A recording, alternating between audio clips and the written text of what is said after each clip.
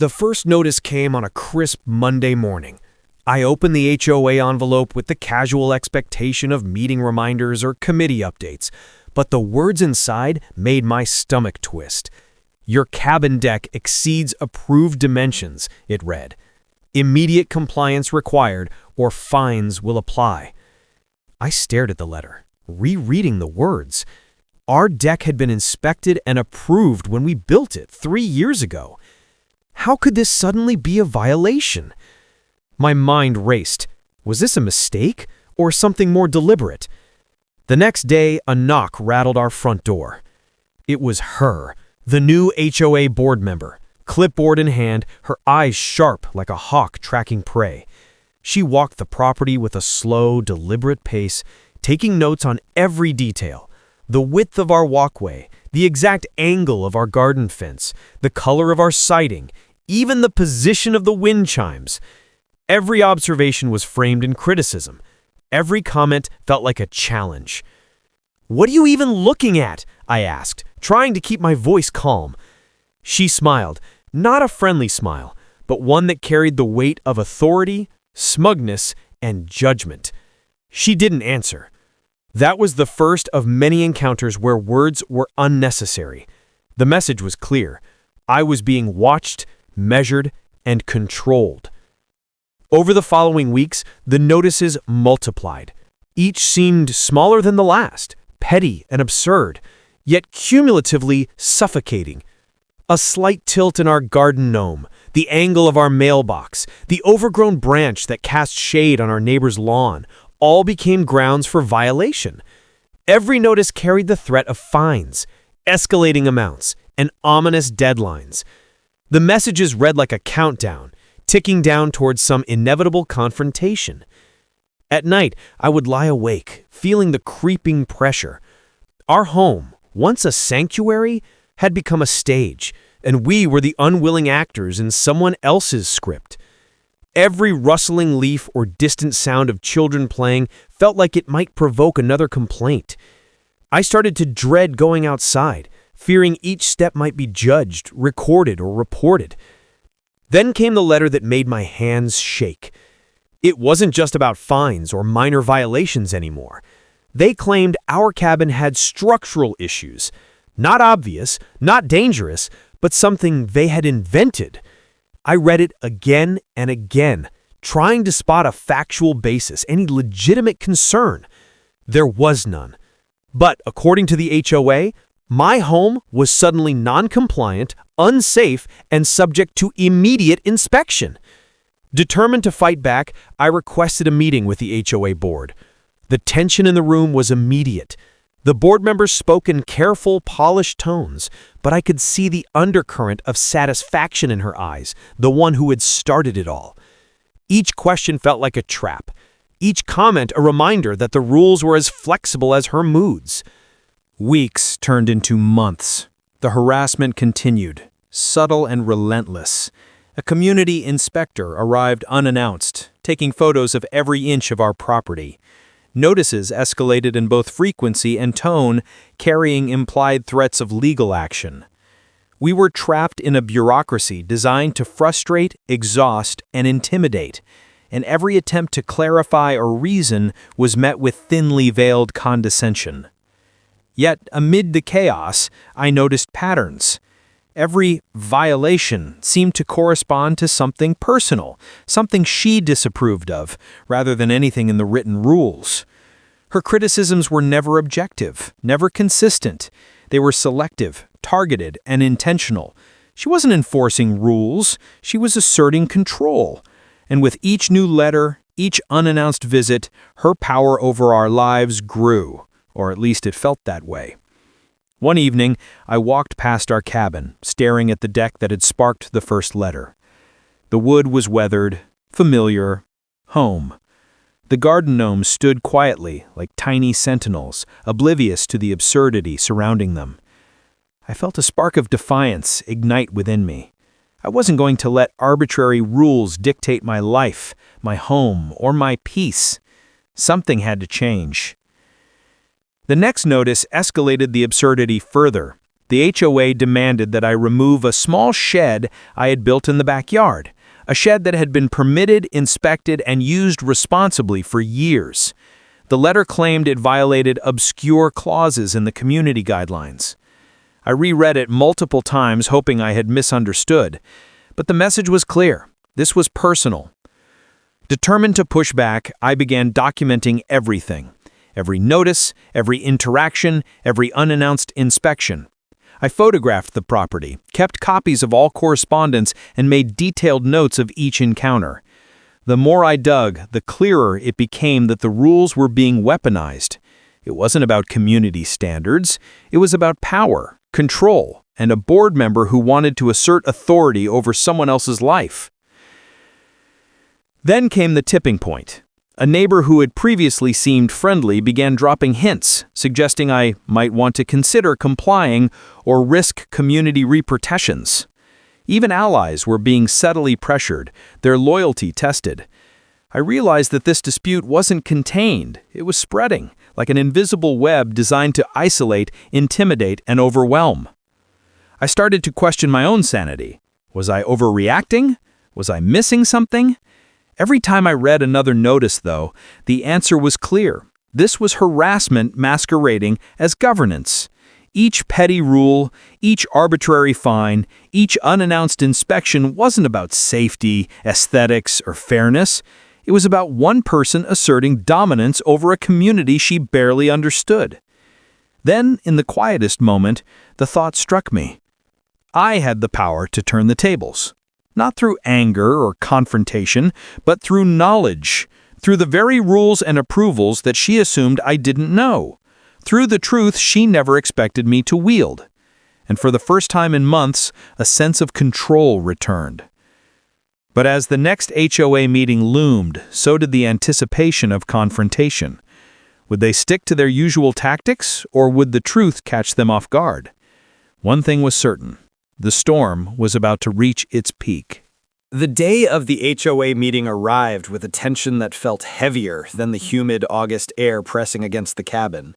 For weeks, I had been preparing, documenting every violation, every unannounced inspection, every petty critique that had been thrown my way.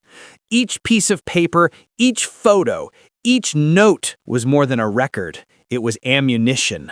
A shield against the relentless harassment that had turned our home into a battlefield. I stepped into the community hall, the faint hum of fluorescent lights buzzing above me, the scent of polished wood and nervous anticipation filling the air. Around the long table sat the board members, their faces familiar and imposing. And there she was, the architect of our torment, sitting with an air of quiet satisfaction, confident that her years of subtle intimidation had put me on the defensive. As the meeting began, I listened to the usual rehearsed statements, claims about compliance, safety, aesthetics. My chest tightened with frustration as I watched the board nod in agreement, as if each absurd allegation carried the weight of truth. They didn't see the pattern, the manipulation, the power play hidden beneath their polished rhetoric. They didn't know the story I had spent months piecing together. Then it went my turn. I stood, hands slightly trembling but voice steady.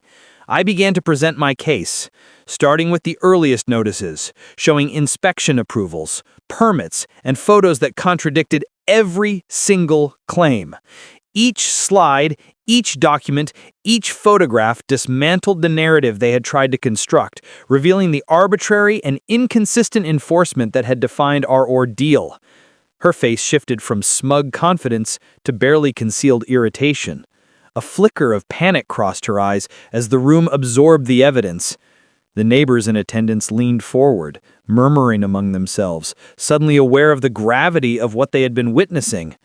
The power she thought she wielded so effortlessly was slipping piece by piece from her grasp. The tension was palpable.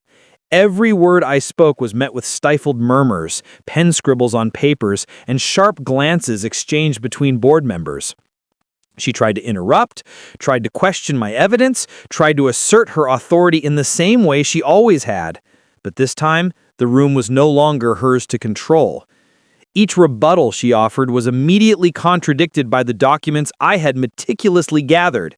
Each accusation unraveled in front of the eyes of the very people who had once trusted her judgment. And then came the moment that made her falter entirely. I revealed that I was the inspector who had signed off on the original construction of our cabin, the very approvals she had claimed were invalid. The room fell silent. Her mouth opened slightly, then closed. A deer caught in the headlights. For the first time, the veneer of authority she had projected crumbled. She had assumed I would be intimidated, silent, powerless, but the truth had shifted the balance entirely. The murmurs in the hall grew louder. Some neighbors shook their heads in disbelief. Others whispered about how her claims had been baseless all along. The board members, caught off guard, struggled to regain composure, flipping through papers, searching for loopholes, for something to regain their footing. But there was none. The evidence was irrefutable, the timeline undeniable, the intent clear.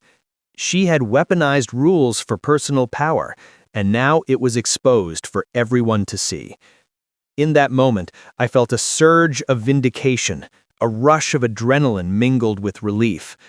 Months of stress, anxiety, and frustration coalesced into one powerful, electrifying triumph.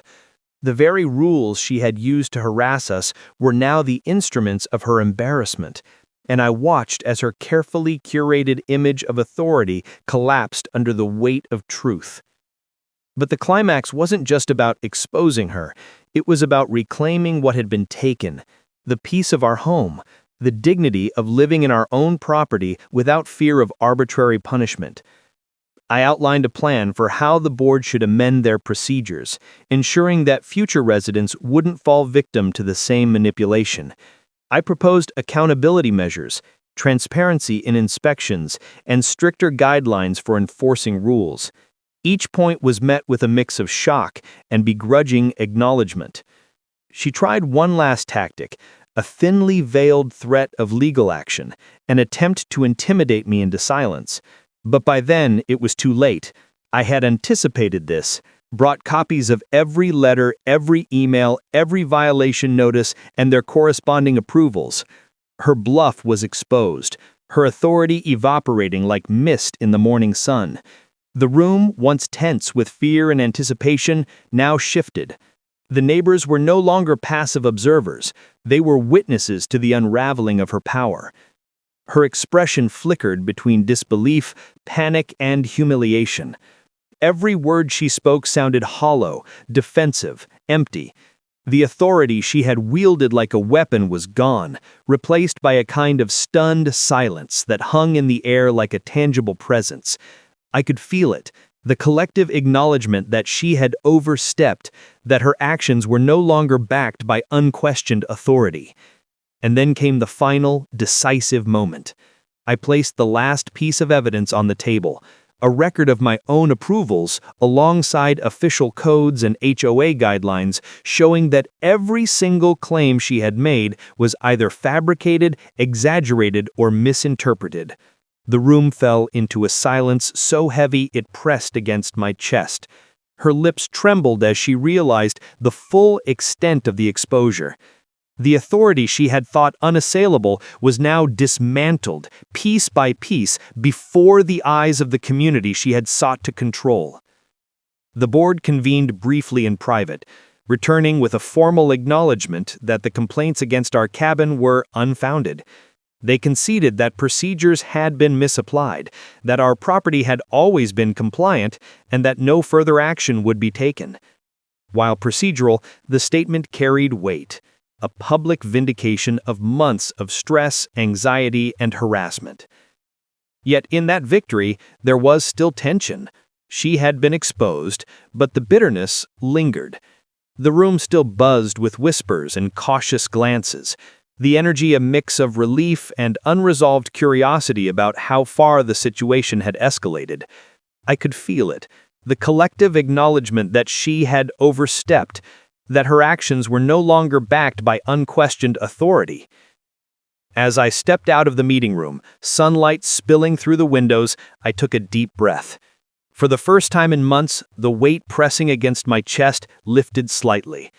The fight wasn't just about a deck, a shed, or garden gnomes. It was about dignity, fairness, and standing against misuse of authority.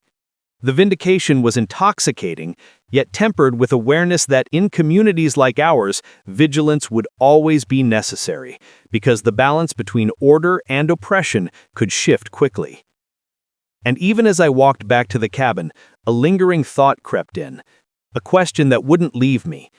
Had I truly seen the last of her, or was this only the beginning of a more cunning form of interference, waiting for another moment to strike? The tension hung in the air like a held breath. The victory was ours, yes, but the story was far from over. And in that moment, I realized that peace, once hard won, would always demand courage. After the storm of the HOA meeting had passed, the immediate tension in the air seemed to dissolve, leaving a strange mixture of relief, residual anger, and cautious optimism. Walking back to the cabin, sunlight warming my shoulders and the soft hum of the neighborhood around me, I felt the first real sense of peace in months. It was a peace hard-earned, not given lightly, and one that carried the weight of every frustration, sleepless night, and unfair letter we had endured. The first days after the meeting were quiet, but loaded with subtle shifts. Neighbors who had previously avoided engagement began approaching us, some tentatively, others with words of support. There was an acknowledgement in their eyes, not of favoritism, but of recognition, that this wasn't just a fight over a deck or a shed. It was about fairness, accountability, and the courage to stand up when authority is misused. For the first time, the balance in the neighborhood felt real. The HOA, now publicly aware that their previous tactics had been transparent and, frankly, unfair, started to recalibrate. They issued formal statements, clarifying procedures, promising more transparent communication, and setting standards for enforcement that would prevent future abuse. It was a procedural victory, but the impact went beyond words on paper. It was about restoring trust in the system and making it clear that the arbitrary wielding of rules as weapons would no longer be tolerated. For the board member who had orchestrated months of intimidation, the consequences were immediate and unmistakable. Her credibility among neighbors was fractured. Her authority, once assumed to be untouchable, was questioned openly. The whispers that had once followed her in corridors and committee meetings now spoke of caution, of watching and measuring her own behavior. While she retained her formal position temporarily, her influence had waned, replaced by the quiet knowledge that truth, once wielded effectively, could dismantle the most entrenched power. For us, the homeowners, the aftermath was both tangible and emotional. The cabin, once a symbol of leisure and peace, had transformed into a symbol of resilience and persistence. Every morning, the sunlight streaming across the deck felt like a small triumph. Every glance at the garden gnomes, once a source of ridicule, now brought a wry smile. Our space was ours again, but more than that, it represented the principle that standing firm against arbitrary authority can restore dignity and protect what matters most. Yet, the resolution wasn't only about our property or our peace of mind, it rippled through the neighborhood, subtly changing the dynamic between residents in the HOA. Meetings were no longer perfunctory or dominated by a single voice of control. Policies were questioned, board decisions scrutinized, and dialogue became more collaborative. Residents learned to advocate for themselves, to demand clarity, and to recognize when authority overstepped its bounds. The community had grown stronger, not despite the conflict, but because of it. Emotionally, the experience left a lasting imprint. Months of anxiety, sleepless nights, and simmering frustration had forged resilience I hadn't anticipated. It taught me the value of patience and careful preparation, the power of documentation, and the importance of using knowledge as leverage. Most importantly, it reinforced a simple truth: fairness cannot be assumed. It must sometimes be asserted, firmly and unflinchingly. The long-term consequences also extended to relationships within the community. Some neighbors, who had been silent observers or tentative allies, became friends, offering encouragement and shared experiences of their own encounters with petty power plays. These connections, born from conflict, strengthened the fabric of the neighborhood in ways that quiet days never could. Conversely, those who had aligned too closely with the board members' tactics learned boundaries and the limits of influence, reshaping alliances and social dynamics subtly but meaningfully. Our daily life slowly returned to normal, though normal now carried a different weight. Mornings were no longer tense with anticipation of notices or inspections. I could walk through the garden without a sense of surveillance, sit on the deck without expecting criticism, and enjoy simple routines without calculation or caution. That return to freedom, to the quiet comfort of home, was its own victory, one that no formal document could fully capture. But even in this calm, there remained a cautionary awareness. HOA structures, like any authority, could shift back toward overreach if left unchecked. The lesson was clear. Vigilance, knowledge, and documentation were not just tools for this fight, they were ongoing safeguards. Peace could be fragile, but it was achievable when grounded in preparation, awareness, and a willingness to confront injustice when necessary. One subtle yet significant outcome was the formal acknowledgement of procedural weaknesses within the HOA. Guidelines were revised, inspection protocols clarified, and measures were introduced to ensure residents could appeal decisions without fear of retaliation. While the change was bureaucratic on paper, its emotional impact was profound. It institutionalized fairness in a community that had for too long allowed personal biases to dictate compliance. Looking back, I realized that the ordeal had reshaped not only the community, but also myself. I had learned to navigate bureaucracy with clarity and calm, to anticipate manipulation, and to marshal evidence strategically. I had discovered patience in the face of provocation and learned how to convert anger into focused action. The experience left me stronger, more confident, and more attuned to the ways power can both be exercised and challenged. The cabin itself became a symbol, a tangible reminder of what it meant to persevere. Each board-approved feature, each carefully maintained corner, and even the previously scrutinized garden gnomes represented the culmination of patience, strategy, and assertiveness. Friends and neighbors would often comment on how serene and welcoming the property looked, unaware of the months-long battle that had defined its upkeep. That quiet victory, hidden in plain sight, carried a satisfaction deeper than any public accolade could provide. Beyond the immediate neighborhood, the story resonated with anyone who had ever felt powerless in the face of arbitrary authority. It became a testament to the principle that knowledge and preparation could shift the balance, that even entrenched power could be challenged effectively, and that fairness, once asserted, could be restored without resorting to hostility or unnecessary conflict. The lessons applied far beyond Cedar Pines. They were universal. Clarity, patience, and courage were often stronger than intimidation or control. But perhaps the most important takeaway came not from documents, permits, or official statements, but from the feeling of reclaiming agency. It was a reminder that peace and autonomy are not gifts, but achievements. That the places we call home are sacred, not just for their walls or gardens, but for the dignity and comfort they provide. And that standing up for that space, for the principles that govern it, can create lasting change both within our walls and beyond. Even now, months later, the memory of the confrontation remains vivid, a reminder of how power can be misused and how resilience, preparation, and calm assertiveness can restore balance. And while our cabin sits quietly in the morning sun, peaceful once again, the shadow of what we endured lingers as a subtle caution. Never assume fairness, never ignore subtle power plays, and always be ready to defend what is rightfully yours. Finally, I often catch myself thinking about that pivotal moment when the board member realized I had been the inspector all along. Her shock, the silence, the sudden loss of authority, it's a moment I will never forget. It's the moment when the scales tipped, when truth overcame manipulation, and when years of quiet authority were undone by knowledge, patience, and courage. That single instance encapsulates the entire journey. And as I stand on the deck now, watching the sun cast golden light over the cabin and the surrounding trees, I ask myself, and anyone listening, this: How often do we let fear of authority dictate our lives, rather than standing firm with truth, preparation, and patience? How many times have we let petty power play steal our peace when a little courage could restore it? Cedar Pines is quiet again, but the lessons remain.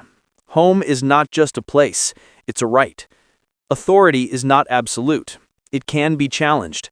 And peace, when hard-earned, is sweeter than any fleeting compliance could ever offer. I never thought a quiet cabin in my peaceful neighborhood could become the center of a storm. One day, an HOA member stormed over, pointing fingers, accusing my home of breaking rules I didn't even know existed. Her voice dripped with judgment, her stare daring me to argue. I felt my blood run cold, realizing this wasn't just about a cabin, it was about power, control, and a petty vendetta I had unknowingly stepped into. And then, in the middle of her tirade, I dropped a truth she never expected. What happened next left her completely speechless. Life in Cedar Pines had always felt like a dream. Nestled between rolling hills and tall pines, my little cabin had been a labor of love, a place where weekends smelled of fresh pine, morning coffee, and the soft hum of nature waking up. My mornings were quiet walks along tree-lined paths, nods to neighbors tending their gardens, and evenings spent watching the sunset paint gold over the hills. It wasn't perfect, no community ever is, but it was ours. I had moved here for peace, not conflict. The neighborhood had an HOA, of course, but their rules had always seemed harmless, just a way to keep the area neat. Fences, paint colors, yard decorations, they never felt oppressive. Our cabin fit right in, a small wooden sanctuary tucked between bigger homes. But as the weeks passed, subtle tensions began creeping in. A new member joined the HOA board, a woman whose eyes lingered too long on minor details, whose questions seemed pointed, as if measuring how much power she could exert. It started with small comments, casual observations about our cabin's deck or garden. At first, I brushed them off. Everyone has opinions, I told myself. Yet there was a shift. A line had been drawn, invisible yet heavy, and I could feel the weight of scrutiny settling over every corner of my property. Something told me this wasn't just about aesthetics. Something told me our quiet life in Cedar Pines was about to collide with rules, authority, and perhaps the pettiness that sometimes hides behind the polished facades of neighborhood committees. And I had no idea just how far this storm would reach.